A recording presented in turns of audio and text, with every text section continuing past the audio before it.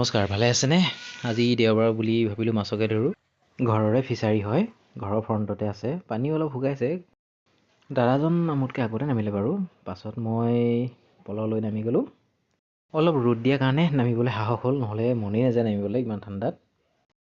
প্ৰায় আধা ঘণ্টামান বোৱাৰ পিছত আমি এইকেইটা মাছ পালোঁ। প্ৰায় 8 কেজিমান হ'ব। ডাঙৰ মাছৰ চাইজ 1 কেজিমানলৈকে ওলাইছে।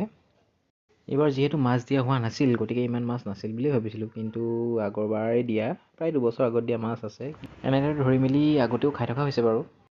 আজি ভাবিলোঁ বইলকে বনাওঁ, বহুত দিন বইল মাছ খোৱা নাই। এইদৰে আলু পিঁয়াজ গুচাই ল'লোঁ,